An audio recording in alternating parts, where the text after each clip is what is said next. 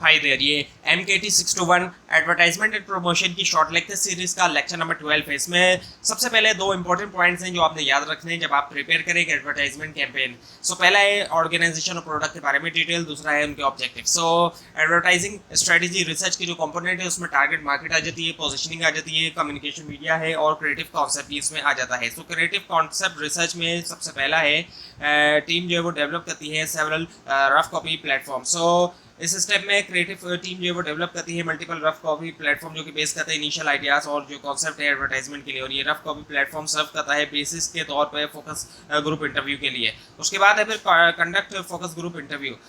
ये जो है क्या होता है कि इसमें फोकस ग्रुप इंटरव्यू किया जाता है स्मॉल ग्रुप ऑफ पीपल, यानी कि जो एक छोटा ग्रुप होता है लोगों का जो कि मैच करता है टारगेट ऑडियंस एडवर्टाइजमेंट के, और जो पार्टिसिपेंट है आर शोन उनको शो किया जाता है जो रफ कॉपी प्लेटफॉर्म है और पूछा जाता है कि वो अपने ओपिनियन और फीडबैक दें। और फिर आता है फोकस ग्रुप इंटरव्यू और combined with other quantitative technique, यानी कि उसको कंबाइन कर दिया जाता है दूसरी टेक्निक के साथ जो उसके रिजल्ट्स आते हैं, जैसे कि सर्वे है, ऑनलाइन टेस्टिंग है, ताकि प्रोवाइड किया जाए ज़्यादा कॉम्प्रिहेंसिव अंडरस्टैंडिंग जो है क्रिएटिव कॉन्सेप्ट की इफेक्टिवनेस के लिए। और उसके बाद आता है फिर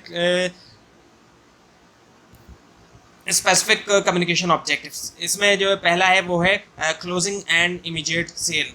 ये जो कम्युनिकेशन ऑब्जेक्टिव है फोकस करता है परसुएडिंग करने के ऊपर कस्टमर को कि वो परचेज करें राइट वे, और गोल जो होता है क्रिएट करना सेंस ऑफ अर्जेंसी और कन्विंस करना कस्टमर को कि उसको उनको ज़रूरी है कि वो क्विकली एक्ट करे ताकि वो एडवांटेज ले सके लिमिटेड टाइम ऑफर या डिस्काउंटेड प्राइस का। और उसके बाद आता है building long range consumer franchise. इसमें क्या होता है कि ये ऑब्जेक्टिव जो है इसका फोकस होता है क्रिएट करने के ऊपर स्ट्रॉन्ग ब्रांड आइडेंटिटी और इस्टेब्लिश करना एक लॉयल कस्टमर जो है वो बेस। और फिर आ जाता है कंट्रीब्यूट टुवर्ड्स इंक्रीज सेल। ये ऑब्जेक्टिव जो है इसका फोकस होता है अट्रैक्ट करना न्यू कस्टमर को और इंक्रीज करना सेल्स को। और फिर आता है taking specific step leading to sale. और ये जो स्टेप है इस स्टेप का यानी कि इस ऑब्जेक्टिव का फोकस जो है वो गाइड करना कस्टमर को सेल्स प्रोसेस के ज़रिए और कन्विंस करना उनको कि वो स्पेसिफिक एक्शन ले, जैसे कि सैम्पलिंग द प्रोडक्ट या फिर विजिट करना स्टोर का। और फिर हमारे पास imparting information to close sale. ये जो ऑब्जेक्टिव है इसका एम जो है वो इसका एम क्या है कि प्रोवाइड करना कस्टमर को रिलेवेंट इन्फॉर्मेशन ताकि हेल्प की जा सके उनकी परचेसिंग डिसीजन के लिए। और फिर है build confidence in the company, यानी कि इस ऑब्जेक्टिव का जो फोकस है बिल्ड करना ट्रस्ट और कॉन्फिडेंस कंपनी की एबिलिटी के अंदर डिलीवर करने के लिए क्वालिटी प्रोडक्ट या सर्विस। और फिर है हमारे पास बिल्डिंग इमेजेस। इसके अंदर क्या है कि इस ऑब्जेक्टिव का फोकस क्या है क्रिएट करना पॉजिटिव इमेज या परसेप्शन जो है वो प्रोडक्ट का, ब्रांड का या कंपनी का। और फिर हमारे पास creating near term sales to bring sales prospect closer to purchase. अब इसका क्या, इस ऑब्जेक्टिव का जो एम है वो है क्रिएट करना सेंस ऑफ अर्जेंसी और एनकरेज करना कस्टमर को कि वो परचेज करें। और गोल जो होता है वो कॉम्बैट करना होता है कॉम्पिटिटर की क्लेम्स को और कन्विंस करना होता है कस्टमर को कि वो प्रोडक्ट या कि जो प्रोडक्ट या सर्विस है वो जो है बेस्ट चॉइस है। एडवर्टाइजिंग रिसर्च के अंदर जो ब्रॉड कम्युनिकेशन ऑब्जेक्टिव है उसमें इन्फॉर्मिंग और रिमाइंडिंग है। इन्फॉर्मिंग के अंदर क्या होता है कि कस्टमर को अवेयर किया जाता है नई प्रोडक्ट के बारे में, अनाउंस किया जाता है न्यू प्राइस को एक्सप्लेन किया जाता है कि कैसे प्रोडक्ट वर्क करती है। रिमाइंडिंग के अंदर कस्टमर को बताया जाता है कि कहाँ से ख़रीदा जाए और कब ख़रीदा जाए।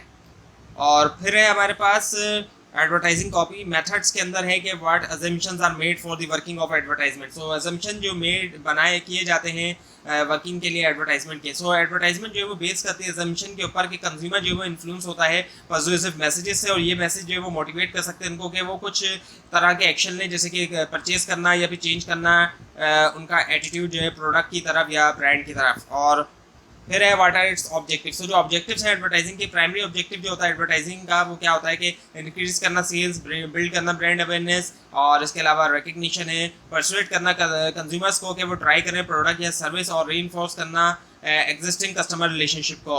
और फिर मेजर्स के अंदर आ जाता है कि if objective is to persuade then a measure of purchase intent will be use. जब ऑब्जेक्टिव जो है एडवर्टाइजिंग का ये होता है कि परसुएट करना कंज्यूमर्स को कि वो स्पेसिफिक एक्शन लें, जैसे कि परचेज करना या विजिट करना वेबसाइट को। मेजर ऑफ परचेज इंटेंट जो है इसका इस्तेमाल किया जा सकता है इवेल्यूएट करने के लिए जो इफेक्टिवनेस है एडवर्टाइजमेंट की। और अगर if objective is attitude shift, अगर ऑब्जेक्टिव एटीट्यूड शिफ्ट है then a measure of sales will be used.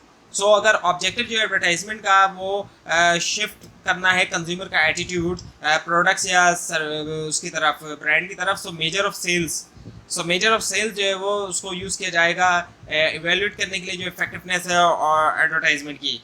और उसके अलावा अगर ऑब्जेक्टिव जो है वो मैसेज है, message over time, then control market experiment will be use.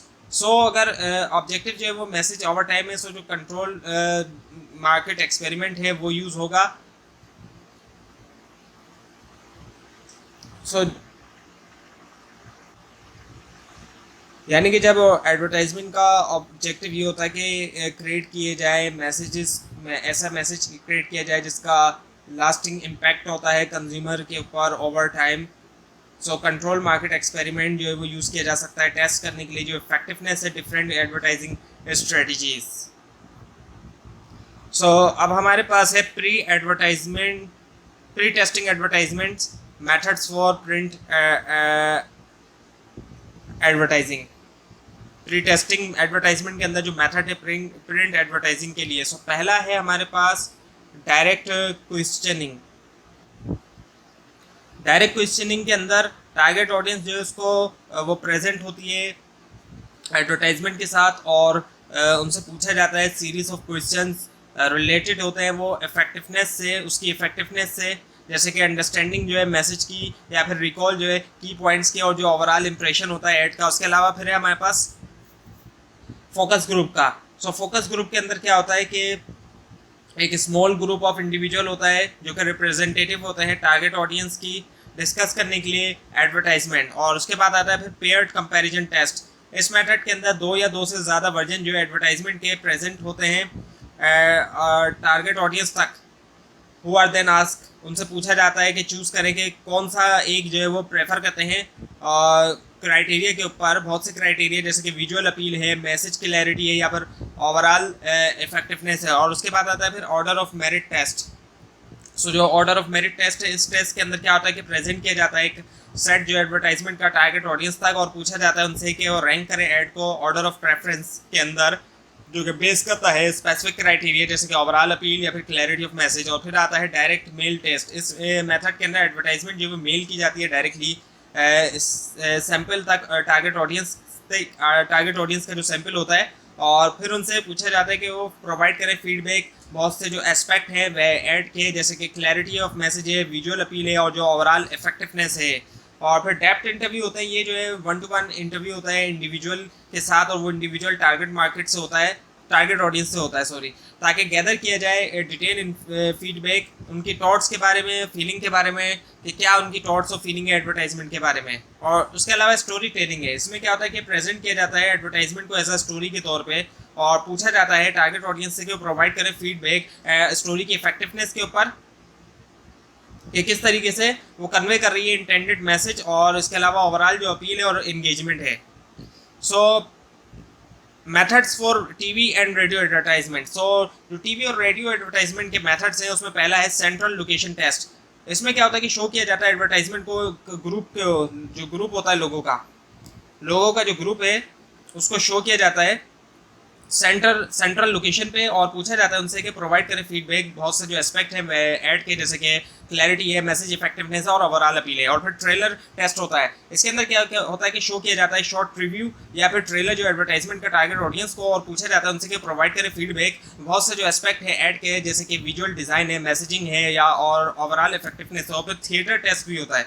इसमें जो है वो एडवर्टाइजमेंट शो की जाती है लाइव ऑडियंस को थिएटर सेटिंग के अंदर और पूछा जाता है उनसे कि प्रोवाइड करें फीडबैक जो एस्पेक्ट है एडवर्टाइजमेंट के, जैसे कि ओवरऑल इफेक्टिवनेस मैसेज को कन्वे करने में और उसकी जो विजुअल अपील है। और लाइव टेलीकास्ट टेस्ट होता है जिसके अंदर ब्रॉडकास्टिंग जो है वो की जाती है एडवर्टाइजमेंट की लाइव जो है टीवी पर या रेडियो पर और फिर टारगेट ऑडियंस से पूछा जाता है उनका जो फीडबैक है वो प्रोवाइड करें और जो भी एस्पेक्ट हैं जैसे कि क्लैरिटी हो गई ऐड की और मैसेज इफेक्टिवनेस हो गया और ओवरऑल जो अपील है। और सेल्स एक्सपेरिमेंट होता है। इसमें क्या होता है कि टेस्ट किया जाता है एडवर्टाइजमेंट को रियल वर्ल्ड सेटिंग के अंदर रन करते हुए इसको एक स्पेसिफिक मार्केट में, एक खास मार्केट के अंदर किया जाता है और मेजर किया जाता है उसका इम्पैक्ट जो है वो सेल्स के ऊपर।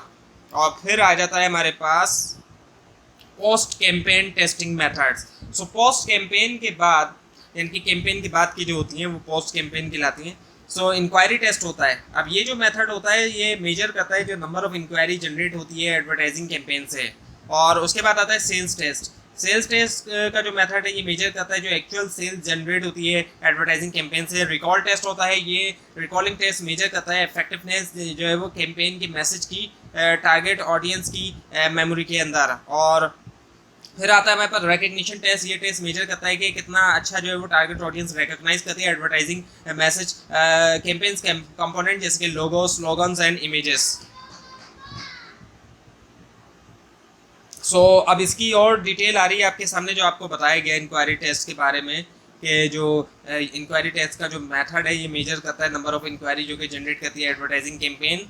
सो इसकी यहाँ पर थोड़ी और डिटेल दी हुई है, अगर आप इसको रीड करना चाहें तो इसको रीड कर लीजिएगा। इसी तरह से सेल्स टेस्ट जो कि मेजर करता है एक्चुअल सेल जो जनरेट करती है एडवर्टाइजिंग कैंपेन, इसकी भी थोड़ी डिटेल है। और इसी तरह से रिकॉल टेस्ट, इसकी भी थोड़ी डिटेल यहाँ दी गई है जो कि मेजर करती है इफेक्टिवनेस जो है कैंपेन मैसेज की टारगेट ऑडियंस की मेमोरी के अंदर। और उसके अलावा रिकग्निशन टेस्ट का दिया हुआ जो कि मेजर करता है जो कि कितना अच्छी तरीके से टारगेट ऑडियंस जो है वो रिकग्नाइज करती है एडवर्टाइजिंग कैंपेन के कंपोनेंट जैसे कि लोगोस और स्लोगन्स और इमेजेस वगैरह। और रिकग्निशन टेस्ट में क्या होता है कि मेल सर्वे होता है, थ्रू क्वेश्चन मेल किया जाता है सर्वे को, क्वेश्चनेयर मेल सर्वे होता है थ्रू क्वेश्चनेयर। और अब क्वेश्चन है कुछ जिसको आंसरिंग की ज़रूरत है, जैसे कि किस तरह का मीडिया, किस क्लास का मीडिया जो है वो यूज़ होना चाहिए और कौन सा मीडिया व्हीकल और ऑप्शन यूज़ होना चाहिए, and what should be exposure level क्या होना चाहिए और कैसे उसको स्केड्यूल किया जाए। सो मेजर एरियाज जो है वो रिसर्च के उसमें मीडिया सिलेक्शन है और मीडिया स्केड्यूलिंग है।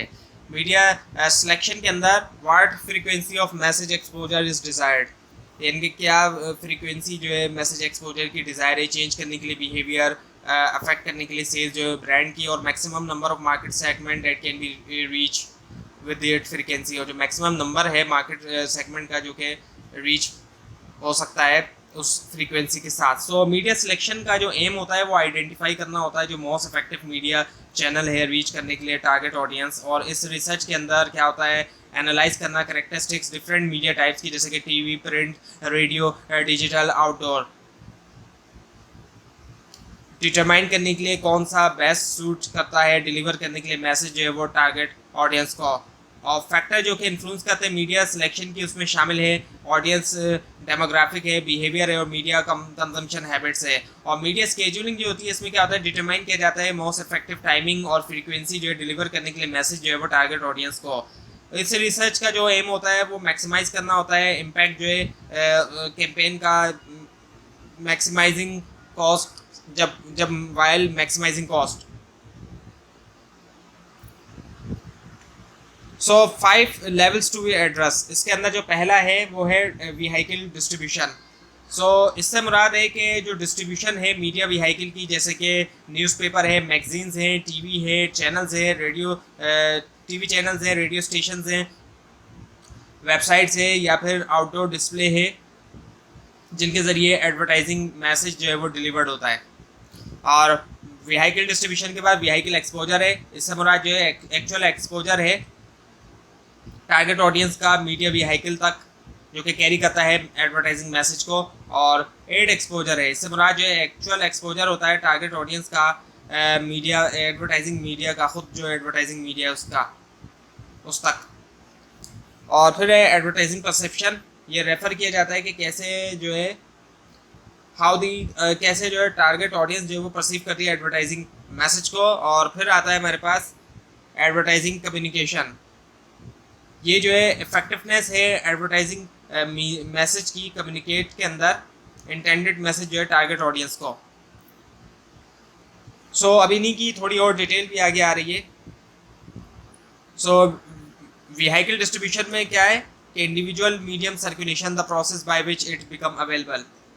सो इससे मुराद जो है डिस्ट्रीब्यूशन जो है मीडिया व्हीकल की, जैसे कि newspaper, magazines, TV channels, radio stations, website या फिर आउटडोर डिस्प्ले जिसके ज़रिए एडवर्टाइजिंग मैसेज डिलीवर्ड होता है। और व्हीकल एक्सपोजर है, यानी कि यहाँ पे जो लिखा हुआ है कि exposure of audience to vehicle reading a given magazine और watching a particular TV program. सो यानी कि एक्चुअल एक्सपोजर जो है टारगेट ऑडियंस का मीडिया व्हीकल तक जो कि कैरी करे एडवर्टाइजिंग मैसेज को, और एड एक्सपोजर है required message physically comes within audience range attention. सो ये जो है इसका मतलब है कि एक्चुअल जो एक्सपोजर है टारगेट ऑडियंस का एडवर्टाइजिंग मैसेज इटसेल्फ तक, और फिर एडवर्टाइजिंग परसेप्शन यानी कि audience has conscious awareness of the ad, यानी कि कैसे जो है वो और टारगेट ऑडियंस परसीव करती है एडवर्टाइजिंग मैसेज को। और फिर एडवर्टाइजिंग कम्युनिकेशन आता है, यानी कि जो इफेक्टिवनेस है एडवर्टाइजिंग मैसेज की कम्युनिकेट करने में, जो इंटेंडेड मैसेज है उसको टारगेट ऑडियंस तक। और फिर है हमारे पास एडवर्टाइजिंग कम्युनिकेशन कंपोनेंट्स के अंदर जो पहला कंपोनेंट है वो है मीडिया स्केड्यूलिंग का। सो मीडिया स्केड्यूलिंग से मुराद जो है वो प्लानिंग है और इम्प्लीमेंटेशन है टाइमिंग की और फ्रीक्वेंसी की एडवर्टाइजिंग की मुख्तलिफ मीडिया चैनल्स पर। और फिर है market and sales analysis research. सो इस रिसर्च के अंदर शामिल है एनालाइज करना टारगेट ऑडियंस बिहेवियर को, प्रेफरेंस को और नीड को डिटरमाइन करने के लिए जो मोस्ट इफेक्टिव वे है कम्युनिकेट करने के लिए एडवर्टाइजिंग मैसेज को। और फिर हमारे पास मार्केट पोटेंशियल एनालिसिस। इसके अंदर क्या होता है, इवेल्यूएट किया जाता है पोटेंशियल डिमांड जो है प्रोडक्ट के लिए या सर्विस के लिए जो कि एडवर्टाइज हो रही है। और फिर है सेल्स फॉरकास्टिंग। इसमें क्या होता है कि एस्टिमेट किया जाता है एक्सपेक्टेड सेल्स रेवेन्यू को जो कि एडवर्टाइजिंग कैंपेन के रिजल्ट में आता है। और फिर हमारे पास सेल्स एनालिसिस, इसमें मेजर किया जाता है एक्चुअल सेल्स रेवेन्यू को जो कि एडवर्टाइजिंग कैंपेन से हमें के रिजल्ट में मिलता है। और फिर हमारे पास मेजरिंग एडवर्टाइजिंग इफेक्टिवनेस। इसमें क्या होता है, इवेल्यूएट किया जाता है जो इम्पैक्ट होता है एडवर्टाइजिंग कैंपेन का टारगेट ऑडियंस के बिहेवियर और परसेप्शन पे। तो ये था आज का लेसन। आपको अगर इस बारे में कोई क्वेश्चन है तो नीचे कमेंट कीजिए, इसके अंदर कोई मिस्टेक दिखाई दे वो भी ज़रूर हाईलाइट कीजिए, और इस पूरी सीरीज़ को देखने के लिए इस चैनल को सब्सक्राइब कीजिए, बेल आइकन के ऊपर क्लिक कीजिए। Thanks for watching this video.